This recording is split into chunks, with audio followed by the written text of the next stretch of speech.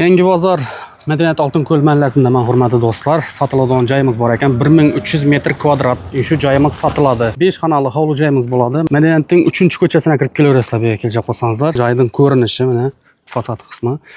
Ko'chalarimiz asfalt bo'lgan, tashlashali. Bu joyning yonboshida qo'shimcha haddan bor ekan. Buncha metr sho'dan joygacha. Bu 4 metrga yaqin bor. 4 metr haddi bor ekan. Bu yerda mol-hol, ertaga bir garaj yetishingiz uchun. Shu 1300 dan tashqarimi bu endi? Yo'q, tashqari ichida. Ha, 1300 da o'pshi shu, ha? Yo'q, ichida o'pshi ichida.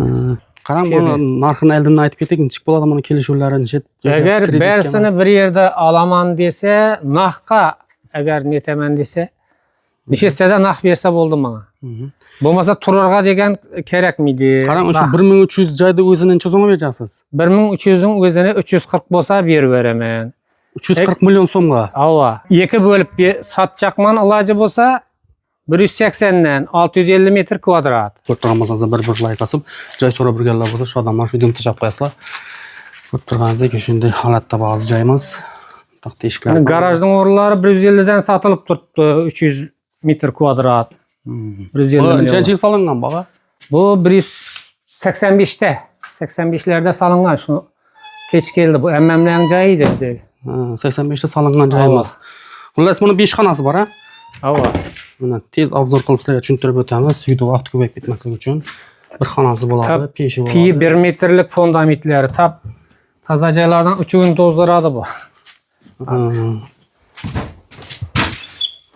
Yaplarının ayak deyip bollanma. Evvel adam yaşagan da bir de. Adam yaşagan o. Muzlu mu ha? Laydan salıngan oluşunca ya. Laydan 1 metrlik. Mana deyamızdan her bir xonada peş var ekan.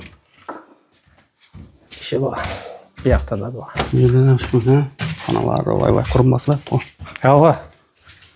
Adam yoktu, hemmemiz chetdamiz. Yerda adamlıqında hozir. Yerda hech kim yashalmagan, просто endi bu ko'pchiligi Rossiyada yurganligi uchun shu holatga kelib qolgan bu joyimiz. Qadimgi yog'ochlar bilan bostirilgan. Buzib tashlab o'zlarini salaverasizlar buni planlashtirib.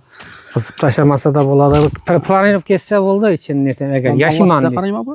Yo'q, mallar nelerdiki? Arkada pожарный ход bor o'xshaydi. Pожарный ход bor. Hava Xorazm bo'yicha eng toza yer bu yog'i To'g'ay aynog'i.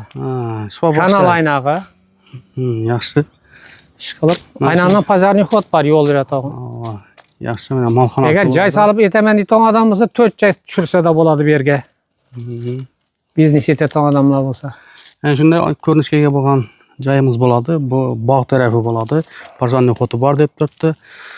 Agar qiziqsangizlar telefon nomerini video ostidan qoldiraman, bemalol bog'lanib, kelishgan narxda xarid qilib olsangizlar bo'ladi. Kelishtirib beraman deb turibdi. Qaytib berasiz aqra. Mana turarga barter degan narsalar bormi? Obmen tovar degan narsalar. Yo'q, obmen barter yo'q hech. Maqbul bersa necha bo'lsa. Ava pulga. Yana do'stlar, qiziqqanlar bo'lsa, bemalol shu pastdagi nomerlarga qo'ng'iroq qilasizlar. Aytib o'tganimizdek, bu Madaniyat Oltinko'lda joylashgan bo'ladi bu joyimiz. Yangi bozor tumanida.